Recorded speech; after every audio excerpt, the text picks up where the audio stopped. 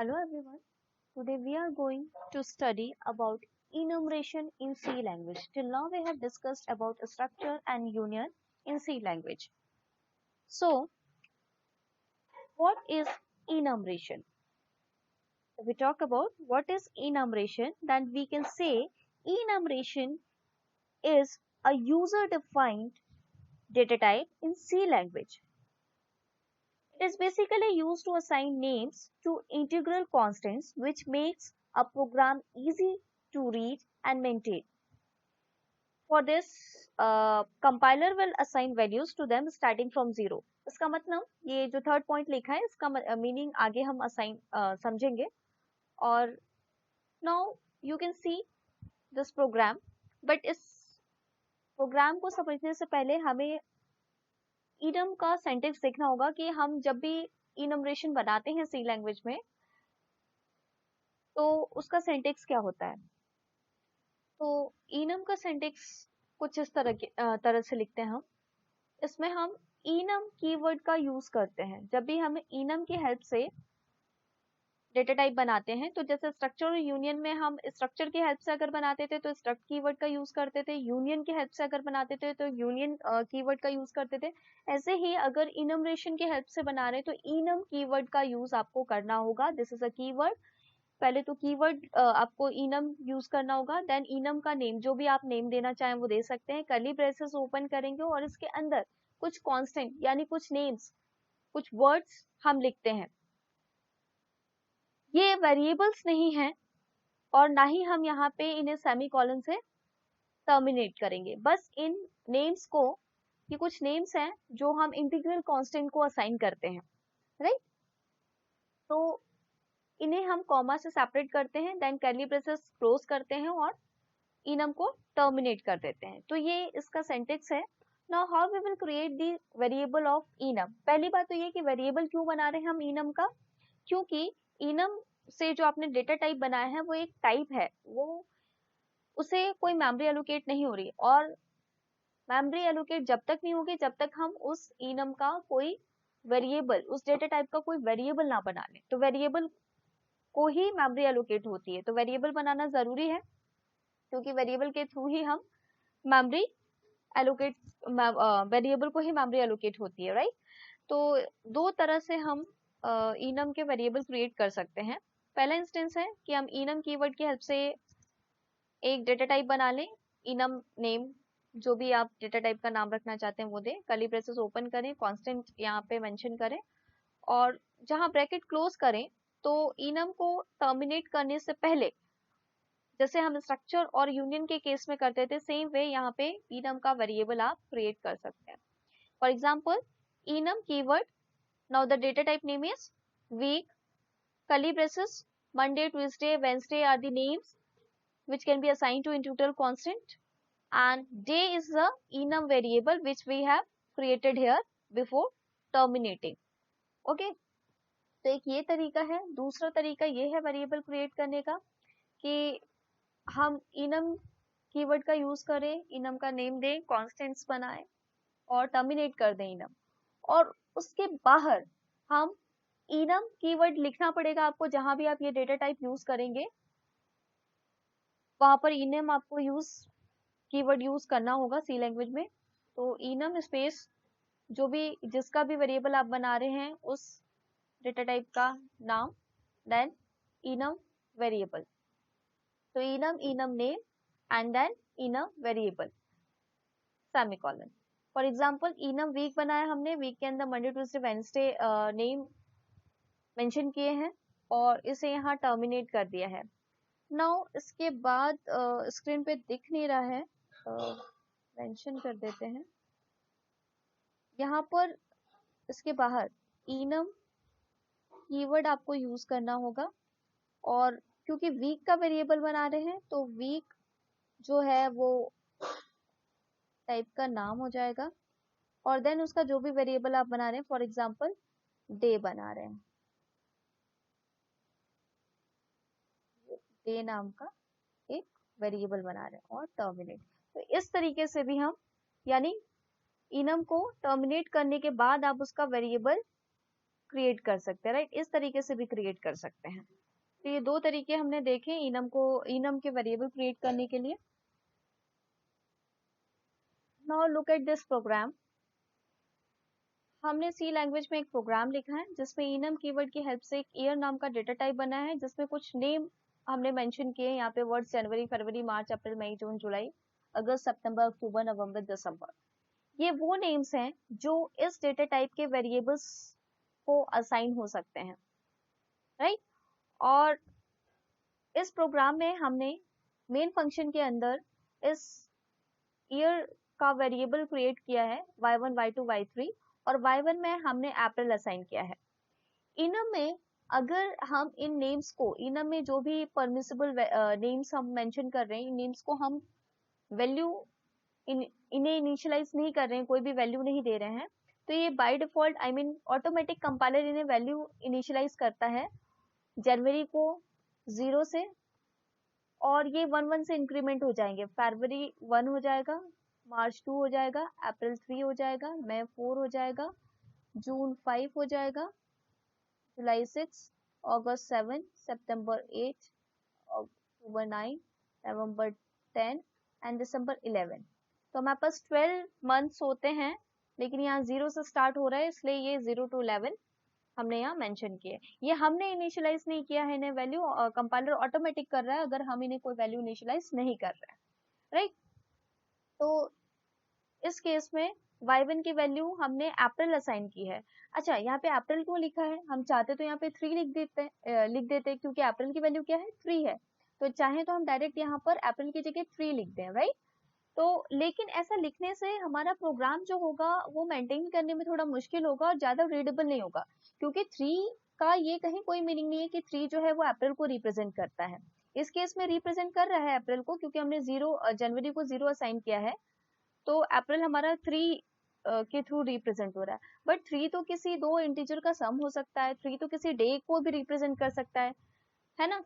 तो 3 का ये प्रॉपर मीनिंग तो नहीं है कि वो अप्रैल को ही रिप्रेजेंट कर रहा है। तो अगर यहाँ पे y1 इक्वल्स टू 3 लिखा है तो ये रीडेबल तो नहीं है कि वो y1 में हमने अप्रैल को असाइन किया है। लेकिन अगर y1 इक्वल्स टू हम अप्रैल लिखते हैं तो ये क्लियरली रीडेबल है कि हाँ y1 में हम अप्रैल असाइन कर रहे हैं। दैट मीन्स अगर हम y1 की वैल्यू यहाँ पर प्रिंट करते हैं तो क्या वैल्यू प्रिंट होनी चाहिए, 3 प्रिंट होनी चाहिए, क्योंकि लिखा हमने भले ही अप्रैल है लेकिन इसमें जो वैल्यू असाइंड है वो 3 है। और जब हम अप्रैल यहाँ पे डायरेक्ट y1 में हम नेम असाइन कर रहे हैं तो यहाँ पे जो है वो 3 ये इंटरनली इंटीजर की तरह ही ट्रीट होते हैं। तो यहाँ पे जो इसकी वैल्यू है वो 3 है, तो 3 इसमें असाइन होगा y1 में। तो इसको हम प्रोग्राम के थ्रू देख लेते हैं।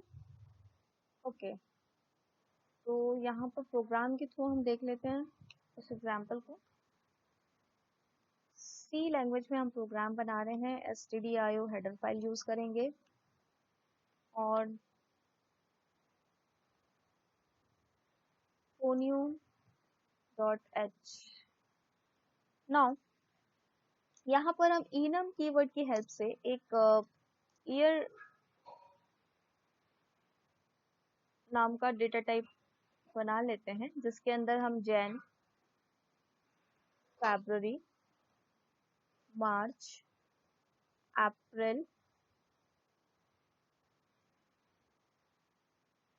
मई, जून, जुलाई, अगस्त, सितंबर, अक्टूबर, नवंबर, दिसंबर परमिसिबल नेम्स हमने यहाँ पर दे दिए हैं। अब हम void main फंक्शन के अंदर इस ईयर का वेरिएबल क्रिएट कर लेते हैं। और कैसे करते हैं, enum के हेल्प से करना होगा। enum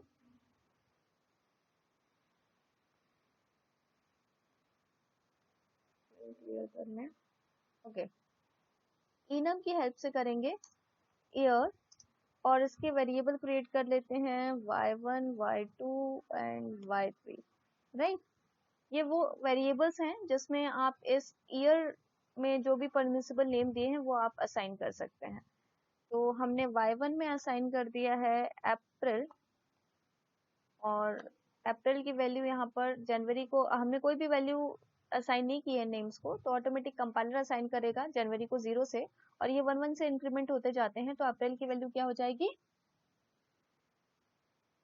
3। तो यहाँ हम 3 की जगह डायरेक्ट अप्रैल लिख रहे हैं, और यहाँ पे प्रिंट करके देख लेते हैं कि वैल्यू क्या प्रिंट होती है y1 की। तो हम यहाँ पर एक मैसेज प्रिंट कर लेते हैं।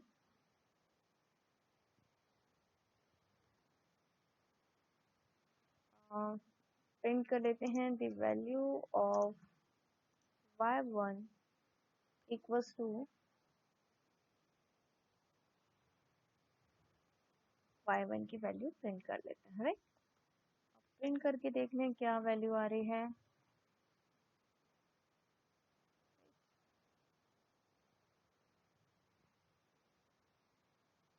फाइल की हमने एक एरर बता रहा है, डिक्लेरेशन इज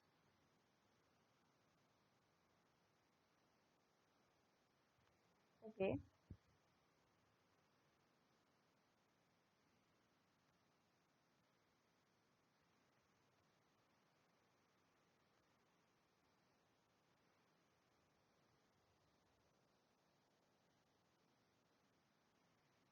हमने इसे कंपाइल किया और देखा कि y1 की वैल्यू 3 प्रिंट हो रही है, जबकि हमने यहाँ पर y1 की वैल्यू जो है इसमें अप्रैल असाइन किया है, राइट। अप्रैल, और अप्रैल की वैल्यू क्या है, internally as a integer treat हो रहा है, तो इसकी वैल्यू क्या जा रही है यहाँ पर 3 जा रही है। तो y1 की वैल्यू जब हमने प्रिंट की तो 3 प्रिंट होकर आया। ऐसे ही हम y2 को असाइन कर लेते हैं सितंबर, और सितंबर की वैल्यू 8 आनी चाहिए, और यहाँ पर हम प्रिंट कर लेते हैं एंड y2, और यहाँ पर वैल्यू हम प्रिंट कर देते हैं y2 की, राइट। तो अब वैल्यू चेंज होनी चाहिए, और प्रोग्राम का आउटपुट जो है वो आना चाहिए 3 और 8। 3 y1 की वैल्यू है क्योंकि अप्रैल असाइन था, और y2 में हमने सितंबर असाइन किया, तो इंटरनली 8 ट्रीट हो रहा है, राइट। तो ये हमने देखा कि इस तरीके से हम कर सकते हैं। अच्छा, हम अपने प्रोग्राम में इनम की हेल्प से, अभी तो हमने कोई भी वैल्यू यहाँ पे इनिशियलाइज नहीं की थी, तो कंपाइलर ने ऑटोमेटिक कर दिया था ये काम। हम चाहें तो जनवरी को 0, फैब को 0, मार्च को 0, अभी हालांकि कोई सेंस नहीं बन रहा है ऐसा करने का, लेकिन फिर भी जस्ट ऐसा हम कर सकते हैं, ये शो करने के लिए मैं आपको ये बता रही हूँ। और इस तरीके से मतलब कुछ नेम्स को हम सेम वैल्यू भी असाइन कर सकते हैं। तो यहाँ पर अप्रैल की वैल्यू भी हम 0 दे देते हैं। तो अब क्या होना चाहिए, यहाँ पर y1 में अप्रैल असाइन है, यानी अप्रैल की वैल्यू अब 0 प्रिंट होना चाहिए, और y2 की वैल्यू 8 होगी। नहीं, हम प्रोग्राम रन करते हैं और यहाँ पर देखते हैं। अब यहाँ देखिए y1 की जो वैल्यू आपको दिख रही है वो 0 है, और y2 की वैल्यू 5 है। ऐसा क्यों? ऐसा इसलिए क्योंकि अब हमने कुछ नेम्स को सेम वैल्यू असाइन की है, जैसे जनवरी, फरवरी, मार्च, अप्रैल। हम ऐसा कर सकते हैं, इनम हमको ये परमिट करता है। तो ये वैल्यूज तो हमने सेम असाइन कर दी है। तो मार्च की अप्रैल की वैल्यू क्या है 0, तो अप्रैल की वैल्यू हमने क्योंकि 0 असाइन कर दी है, तो अब यहाँ अप्रैल की वैल्यू 3 नहीं 0 जाएगी। और फिर इसके आगे जो भी नेम हमने मेंशन किया उसकी वैल्यू क्या हो जाएगी, जो भी इसका प्रीवियस नेम है उसको जो भी वैल्यू असाइन है, जो भी वैल्यू हमने इनिशियलाइज की है यहाँ पर, उससे 1 इंक्रीमेंट हो जाएगी। यानी अगर अप्रैल की वैल्यू यहाँ 0 है तो मई की वैल्यू 1 हो जाएगी, जून की 2, जुलाई की 3, अगस्त की 4 और सितंबर की 5। यही वजह है कि आपकी y2 की वैल्यू जो है वो 5 आ रही है यहाँ पर, राइट। और हम ऐसे चेंजेस भी कर सकते हैं इनम में। फॉर एग्जाम्पल हम चाहें तो अगस्त को वैल्यू 11 असाइन कर सकते हैं, मतलब हम वैल्यू खुद भी असाइन कर सकते हैं। हमने ये 0 दिया है, तो मई की वैल्यू क्या होगी इसके पहले वाले नेम की वैल्यू 0 है तो मई की वैल्यू 1, जून की 2, जुलाई की 3, अगस्त की 4, सितंबर की लेकिन अब 5 नहीं होगी, अब हमने 11 असाइन कर दिए तो सितंबर की वैल्यू 11 हो जाएगी, अक्टूबर की वैल्यू 12, नवंबर की वैल्यू 13 और दिसंबर की वैल्यू 14। तो इसको हम रन करके देख लेते हैं। देखिए सितंबर की वैल्यू अभी 11 है क्योंकि हमने असाइन की थी। और अगर हम सितंबर की वैल्यू 11 असाइन नहीं करते हैं, हम अगस्त की वैल्यू सपोज कीजिए 11 असाइन कर देते हैं, तो यहाँ पर क्या होगा, सितंबर की वैल्यू 1 इंक्रीमेंट हो रही है। क्यों? क्योंकि अगस्त की वैल्यू हमने 11 असाइन की है, इनिशियलाइज की है, तो सितंबर 1 से इंक्रीमेंट होगा और उसकी वैल्यू 2 हो जाएगी। तो ये हमने देखा कि हम ऐसा इनम में कर सकते हैं, राइट।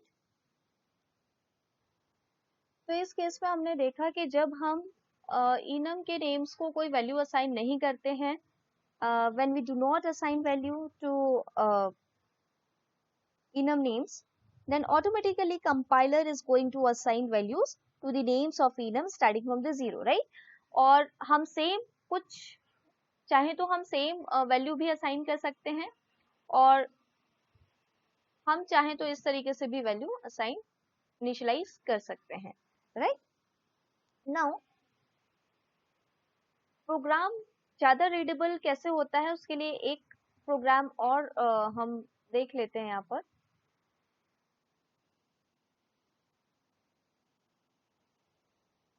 फॉर एग्जाम्पल यहाँ पर हम एक प्रोग्राम बनाते हैं सी लैंग्वेज में।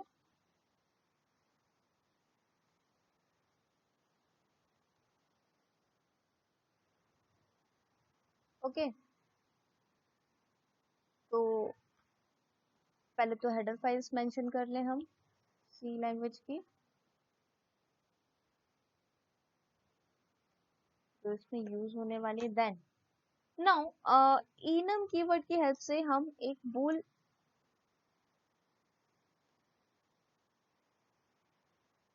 नाम का enum क्रिएट कर लेते हैं और इसके अंदर दो वैल्यू पास करते हैं, false and true. We know कि तो यहाँ पर हमने दो वैल्यू ली है, फॉल्स एंड ट्रू। फॉल्स की वैल्यू ऑटोमेटिक असाइन हो जाएगी, इनिशियलाइज हो जाएगी, हमने कुछ भी इनिशियलाइज नहीं किया, तो फॉल्स की वैल्यू 0 जाएगी और ट्रू की वैल्यू 1 जो कि नॉर्मली होती है। नाउ हम एक यहाँ पर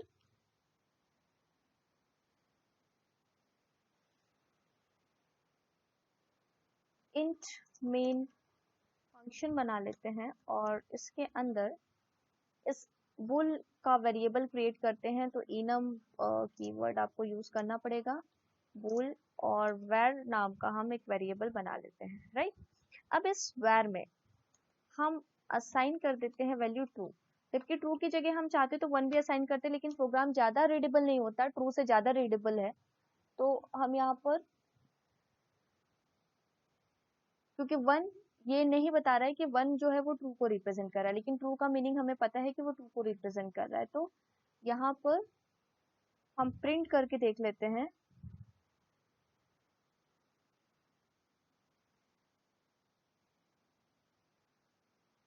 यहाँ पे एक मैसेज प्रिंट कर देते हैं, the value of var equals to, right, और प्रिंट करा देते हैं var की वैल्यू। तो प्रिंट होना चाहिए 1 आउटपुट में, राइट। और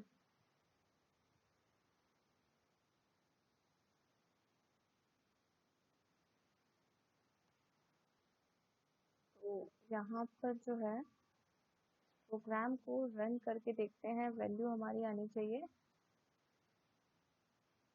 ओके हमने क्लियर स्क्रीन यूज नहीं किया है यहाँ पर।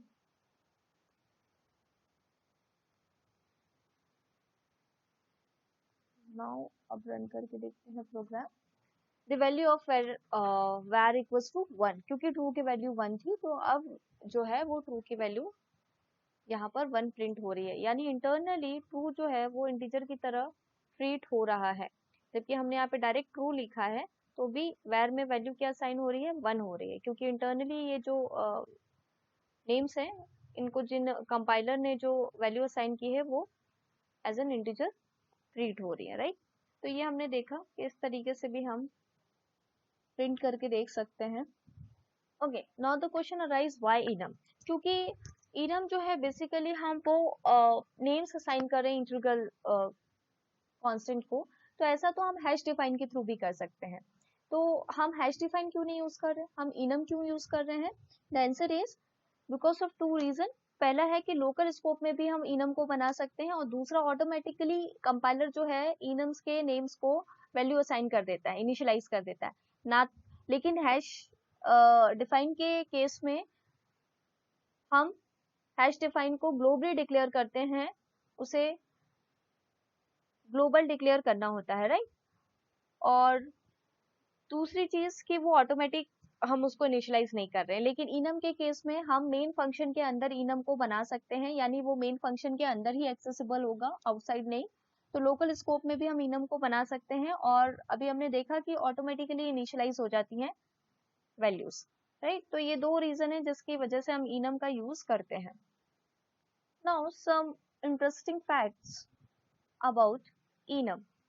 First one is two or more names can have same values. अभी हमने देखा था कि दो या दो से ज्यादा नेम्स को हमने सेम वैल्यू असाइन की थी। जनवरी, फरवरी, मार्च, अप्रैल को हमने 0 असाइन किया था, तो सेम नेम को दो से ज्यादा नेम्स को भी हम सेम वैल्यू असाइन कर सकते हैं। Now the second one is all unassigned names get values as values of previous name plus one. ये भी हमने देखा था, जो भी अनअसाइंड नेम्स होते हैं उनकी वैल्यू क्या होती है, उनके पहले वाले प्रीवियस नेम की जो भी वैल्यू होती है उसमें प्लस वन हो जाती है, राइट। अगर प्रीवियस वन भी अनअसाइंड है तो उसके प्रीवियस वन से हम काउंट करते हैं, राइट। ये हमने देखा था एग्जाम्पल में, वही चीजें हम रिपीट कर रहे हैं। Now the third point is value assign to enum name must be some integral constant. इसका मतलब है जो भी वैल्यू हम इनम के नेम्स को असाइन करते हैं वो इंटीग्रल कांस्टेंट ही होनी चाहिए, फ्लोट वैल्यू नहीं हो सकती, इंटीग्रल कांस्टेंट ही होनी चाहिए, right. Now constant must be unique in their scope. जितने भी कांस्टेंट हैं वो यूनिक होने चाहिए इनके स्कोप में। ये इस पॉइंट का मतलब आपको बता देते हैं।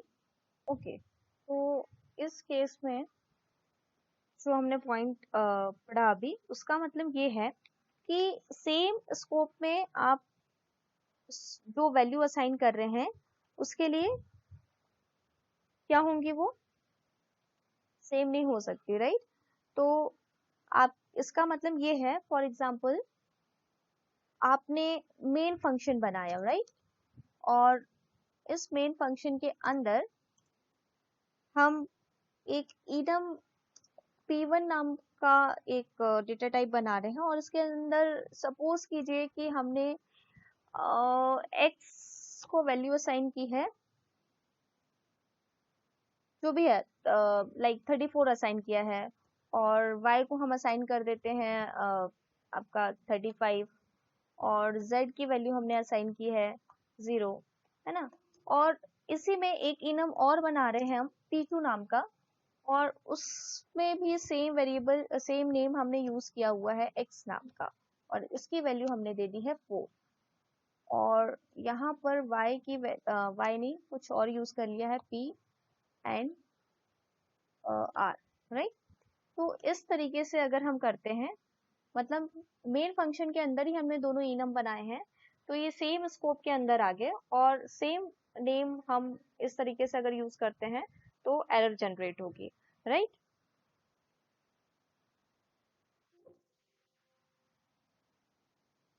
So this is all about enumeration. Thank you.